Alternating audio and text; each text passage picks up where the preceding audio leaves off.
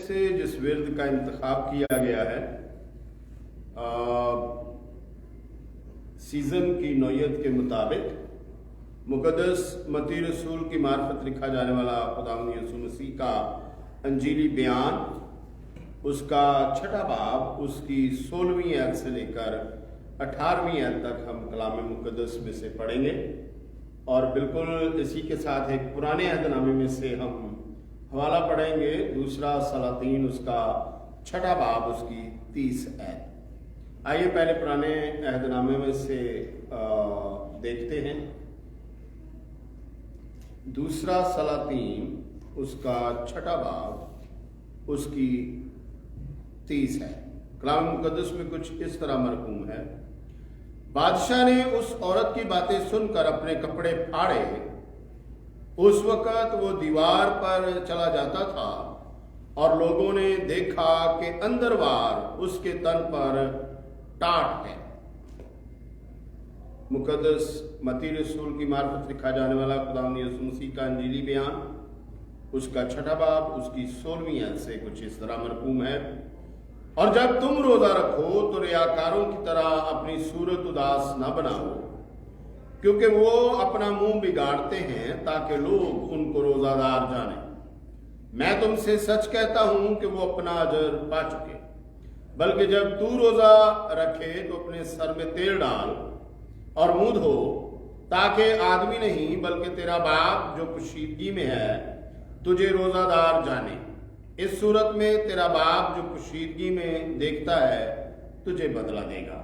खुदावंद इस कलाम के सबब से मुझे और आप सबको बड़ी बरकतों से नवाजे।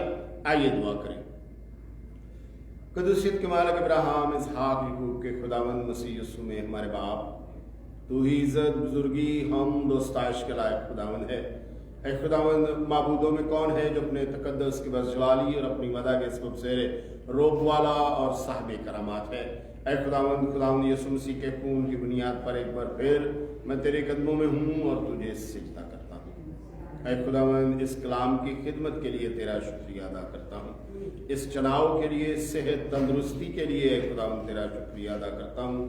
और ऐ खुदावंद दरख्वास्त करता हूँ कि मेरी कमजोरियों को अपने जोर में बदल दे। कामिल उस्ताद रूल कुद्दस की ऐ खुदावंद मदद, सहायता, तहरीक ऐ खुदावंद मैसर हो। और ऐ खुदावंद, मेरा रूह, जान, जिस्म ऐ खुदावंद उसके कब्जा में रहे। अपने ऐ खुदावंद नाम को जलाल देने के लिए बड़ी कुदरत के साथ इस्तेमाल कर। मसीह यीशु की खातिर ये चाहता हूं, आमीन।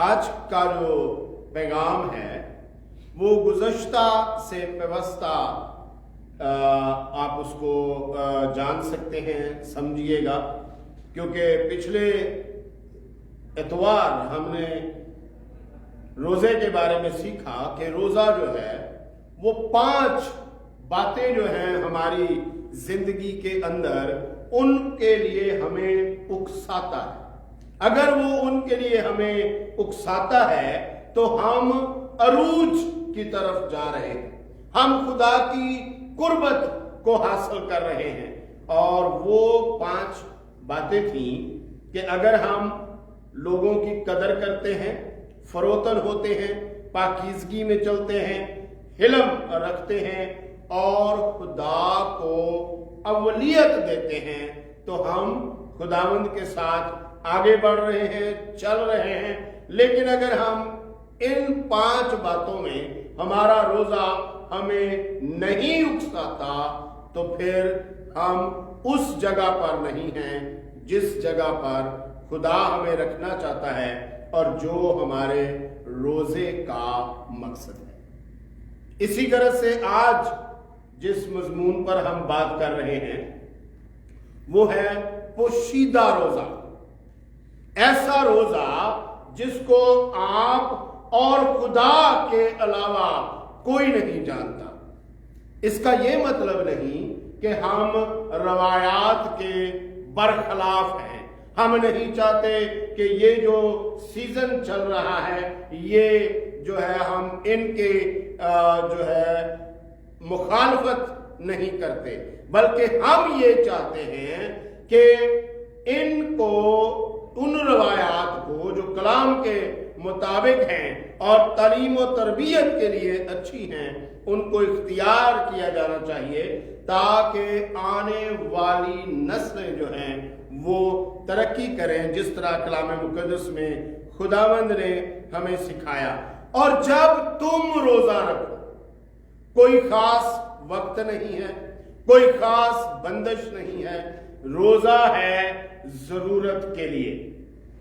لیکن وہ کون سا روزہ ہے جو ترقی دیتا ہے؟ اور آج اسی روزے کے بارے میں ہم جو ہے وہ سیکھیں گے کہ مسیح کی مشورت کے مطابق پوشیدہ روزہ کیا ہے۔ پوشیدہ لفظ جو ہے یہ فارسی کے لفظ سے جو ہے کچھ تھوڑی سی تبدیلی کے ساتھ اردو میں جو ہے وہ داخل کیا گیا ہے۔ اس کا مطلب ہے پردے میں رہنا، اس کا مطلب ہے خفیہ رہنا، اس کا مطلب ہے کسی بھی دوسرے کو اس چیز کے بارے میں علم نہ ہونا جو آپ کر رہے ہیں۔ ایک خاص گروپ یا ایک خاص شخص تک کسی چیز کو محدود رکھنا اور دوسروں سے الگ رہنا، پوشیدہ رہنا جو ہے وہ کہلاتا ہے۔ اور روزے کی ڈیفینیشن، تعریف جو ہے وہ ہم سب لوگ جانتے ہیں، کسی مخصوص وقت میں اپنے آپ کو کسی چیز سے روکے رکھنا جو ہے وہ روزہ کہلاتا ہے۔ اگر ہم متی کی انجیل اس کا 4 باب اور اس کی 14ویں اور 15ویں آیت پڑھیں تو ہمیں ملے گا کہ روزہ جو ہے وہ ہمیں چند باتوں کا مخفف لگتا ہے۔ ایک ایسی چیز روزہ رکھتا ہے جو ہم بتاتا ہے کہ آدمی کس مشکل میں سے گزر رہا ہے۔ آئیے میں آپ کے لیے اس کو پڑھتا ہوں، مقدس متی کی انجیل اس کا 4 باب، اس کی 9واں باب ہے اور اس کی ہے 14ویں اور 15ویں ہے۔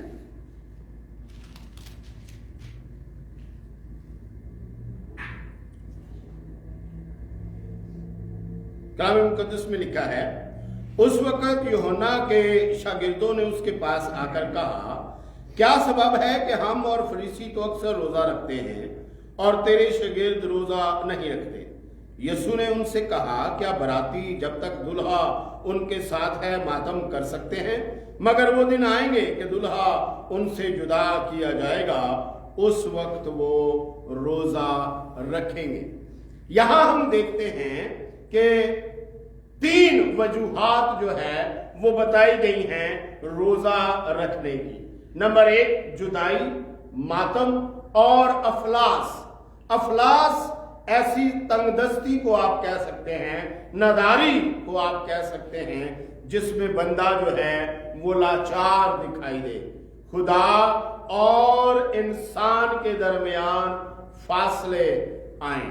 جس طرح ہم نے پڑھا اسرائیل کے بارے میں، دوسرے سلاطین کے اندر بادشاہ دیوار پر جا رہا ہے اور ایک عورت جو ہے وہ شہر کے اندر سے، سامریا شہر کا یہ واقعہ ہے، باہر آرام کے بادشاہ نے محاصرہ کیا ہوا ہے اور لوگ کھانا ختم کر چکے ہیں، سامریا کے اندر بہت بڑا کال ہو چکا ہے، قحط ہے، چیزوں کا فقدان ہے، اور لوگوں نے ایک انوکھا کام کیا ہے اس جگہ پر، اور ہم انسان کی بھوک کا جو ہے ایک صفاق چہرہ دیکھتے ہیں کہ ایک ماں نے خود اپنے بیٹے کو جو ہے وہ قربان کر دیا ہے اپنی بھوک پر۔ اور جب یہ بات شاہ اسرائیل تک پہنچی، بڑا ایک اقتدار، بڑا ایک عہدہ جو لوگوں کے سامنے اپنی مشکلات بیان نہیں کر سکتا، کیونکہ اگر وہ مشکلات بیان کرتا ہے تو لوگ جو ہیں وہ ہمت ہار جاتے ہیں۔ لیکن جب وہ دیوار پر جا رہا ہے اور عورت یہ حادثہ اس کو بتاتی ہے تو وہ اپنے کپڑے پھاڑ دیتا ہے۔ تب لوگوں کو پتہ چلتا ہے کہ وہ بادشاہ جو ہے، شاہ اسرائیل جو ہے، اس نے ٹاٹ اوڑھ رکھا ہے خداوند کے سامنے، خاک ساری کی ہوئی ہے خداوند کے سامنے، حلیمی اور جو ہے پستی اس نے خداوند کے سامنے اختیار کی ہے۔ اس میں کوئی بڑا پن دکھائی جو ہے وہ نہیں دے رہا۔ اور ہم یہاں پر یہ بھی دیکھتے ہیں کہ جو پوشیدہ روزہ ہے وہ آزاد روزہ ہے۔ جب تم روزہ رکھو، جب کسی بھی وقت، کبھی بھی، کوئی بھی آپ کو مشکل آ جاتی ہے، لیکن وہ روزہ کیسا ہونا چاہیے؟ متی کی انجیل کے 23ویں باب میں خداوند نے بڑی وضاحت کے ساتھ چند فقیوں اور فریسیوں کے ساتھ بات کرتے ہوئے اس بات کو ہم وہاں سے آخذ کر سکتے ہیں کہ نمبر 1، یہ بغیر بتائے ہونا چاہیے۔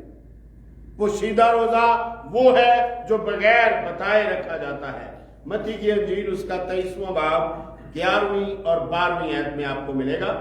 اور یہ بغیر اداسی کے ہونا چاہیے، بغیر اجر کی تمنا کے ہونا چاہیے، اور چوتھے نمبر پر بغیر اچھائی کی توقع کے ہونا چاہیے، اور پھر 5ویں نمبر پر بغیر خود نمائی کے ہو، اور 6 نمبر پر بغیر خود پرستی کے، اور 7ویں نمبر پر بغیر ظاہرہ دکھاوے کے ہونا چاہیے۔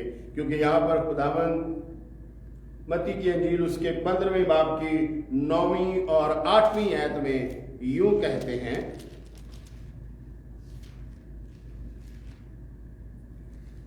15واں باب 9ویں اور 8ویں آیت، اور یہ بے فائدہ میری پرستش کرتے ہیں کیونکہ انسانی احکام کی تعلیم دیتے ہیں۔ کیوں؟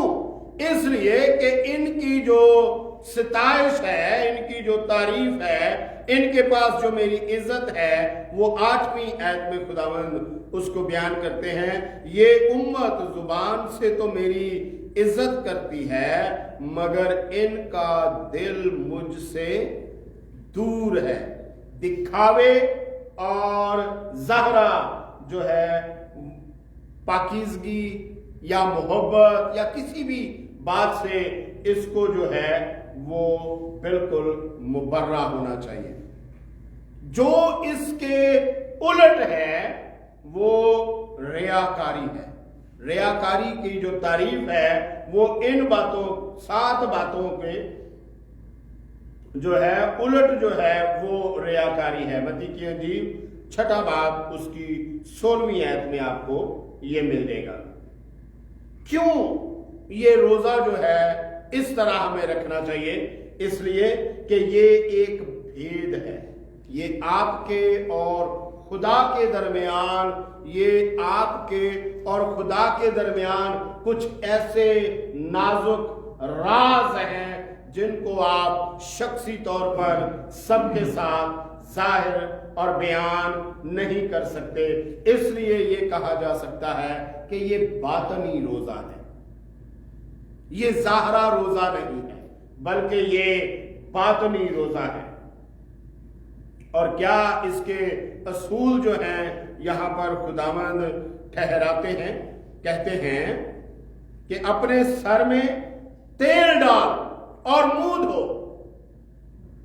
یہاں پر جب مفلسی، جدائی اور دکھ تجھے آ دبائیں تو تو اپنی ماضی کی یادوں کو جو خداوند کے ساتھ گزاری گئی ہیں ان کو یاد کر سکتے ہیں۔ آپ خداوند کے ساتھ گزرے پل آپ یاد کر سکتے ہیں۔ متی کی انجیل اس کا 16واں باب اس کی 9ویں آیت میں جب شاگرد روٹی لانا ساتھ بھول گئے تو خداوند نے کہا خمیر سے خبردار رہو۔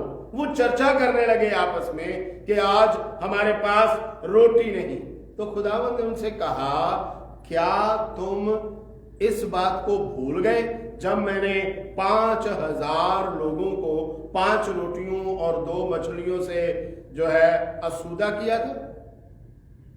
تو ہمیں اپنی زندگی میں ان خوبصورت لمحات کو جو خداوند کے ساتھ گزارے ہیں یاد کرنا ہے، کیونکہ تیل یہاں پر جو ہے وہ لطافت یا کسی چیز کے عرق حاصل کو بیان کرتا ہے۔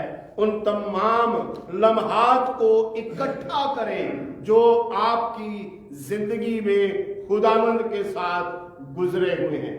اگر آپ ایک سرسری نظر انجیل کے اوپر جو ہے وہ ڈالیں اور اس کے اندر چلتے چلتے آپ گزریں تو آپ کو ایک طائرانہ نظر کے اندر خداوند یسوع مسیح بہت سارے ہجوم کے درمیان کھڑے نظر آئیں گے، کہیں تعلیم دیتے نظر آئیں گے، کہیں شفا دیتے نظر آئیں گے، کہیں بات کرتے نظر آئیں گے، کہیں تلقین کرتے نظر آئیں گے، کہیں نصیحت کرتے نظر آئیں گے۔ آپ ان باتوں سے لطف اندوز ہو سکتے ہیں کیونکہ وہ سب ہمارے کردار ہیں، وہ سب صورتوں میں، ان سب باتوں میں کہیں نہ کہیں مجھے اپنا آپ دکھائی دیتا ہے۔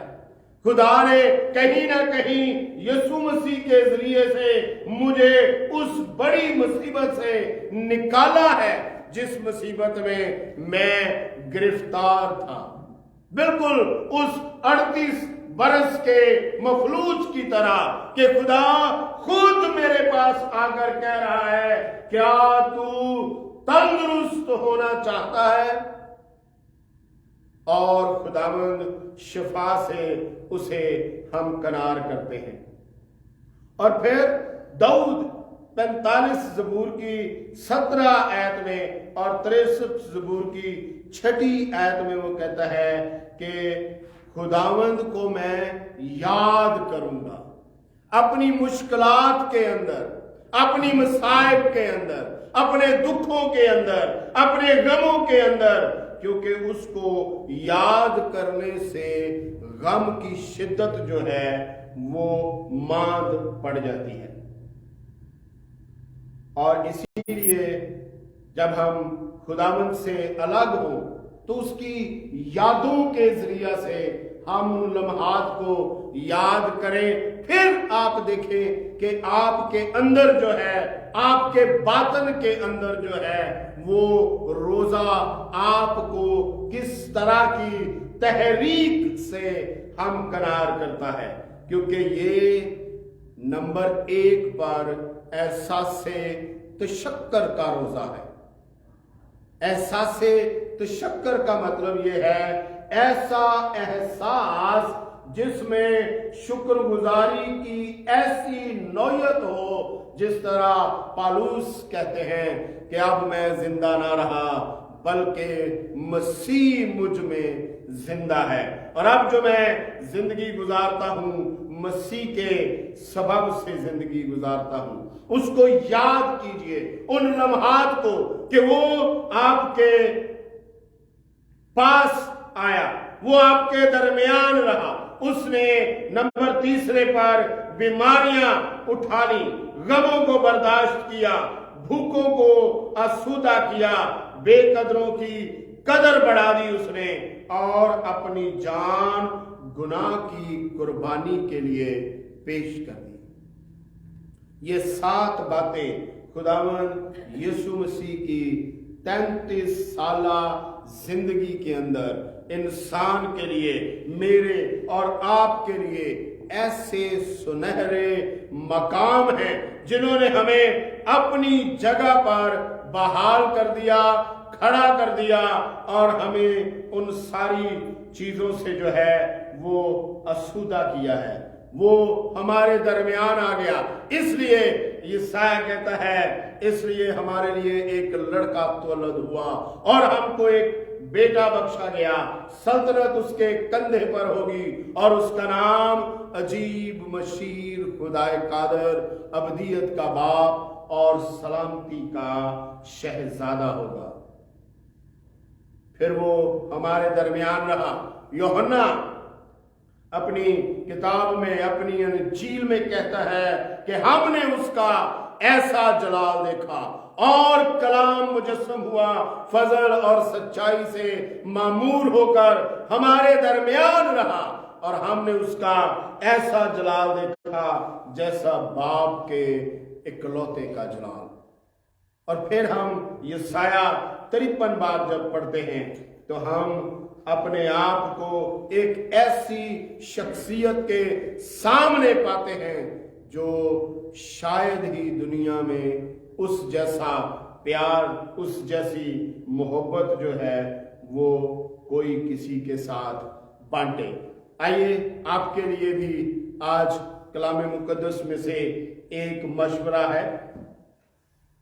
زبور کی کتاب، اس کا 30 زبور اور اس کی 4 آیت کلام مقدس میں لکھا ہے،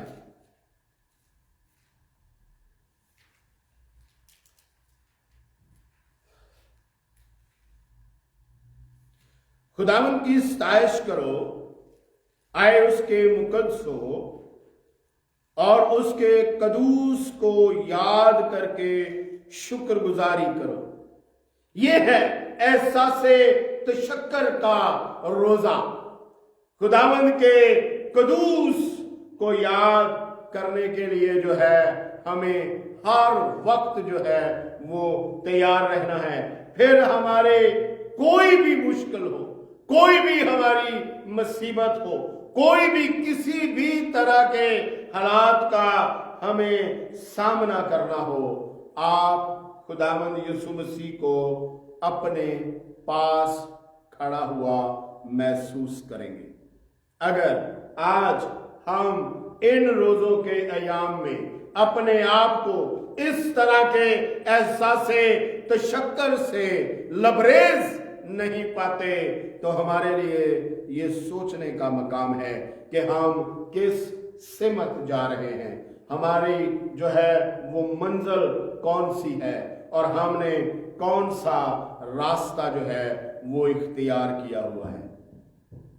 آئیے آج اپنی زندگیوں پر سوچیں، ہم کہاں جا رہے ہیں، ہماری منزل کیا ہے اور ہماری زندگی کے مقاصد کیا ہیں اس دنیا میں رہتے ہوئے۔ خداوند اس کلام کے سبب سے مجھے اور آپ سب کو بڑی برکتوں سے نوازے۔ آئیے دعا کریں۔ ہمارے درمیان استاد محترم تشریف فرما ہے تو درخواست کی جاتی ہے کہ کلام خدا کے لیے دعا میں جماعت کی رہنمائی کرے اور جماعت کو کلمات برکات کے ساتھ رخصت کرے۔ خداوند یسوع مسیح میں ہمارے آسمانی باپ، ہمارے زندہ خداوند ابراہیم، اسحاق اور یعقوب کے خدا، ہم خداوند یسوع مسیح کے پیارے، عجیب، مقدس، جلالی نام کے وسیلے سے تیرے پاس آتے ہیں۔ پیارے خداوند اس کلام کے لیے تیرا شکر کرتے ہیں، تیری تعریف، تیری حمد کرتے ہیں۔ پیارے خداوند اپنے جلال کے لیے استعمال کر۔ پیارے خداوند ہم سب کی رفاقت کو بابرکت بنا۔ جو بہن بھائی یہاں پر موجود نہیں، خداوند ان کو اپنے ہاتھ میں محفوظ رکھ اور تیرا پیارا نام جلال پائے۔ روت اور ولسن کو خداوند طاقت دے، تندرستی دے، تیرا نام جلال پائے۔ یوسف کے ساتھ ہو پیارے باپ، تیرا عظیم ہاتھ اس کے پاس ہو، خداوند اس کو طاقت دے۔ ہم سب کو خاص برکت دے خداوند یسوع مسیح کے پیارے، عجیب، مقدس، جلالی نام سے مانگتے ہیں، آمین۔ اب ہمارے خداوند یسوع مسیح کا فضل، خدا باپ کی محبت، پاک روح کی شراکت اب سے لے کر ہمیشہ تک ہم سب کے ساتھ ہوتی رہے، آمین۔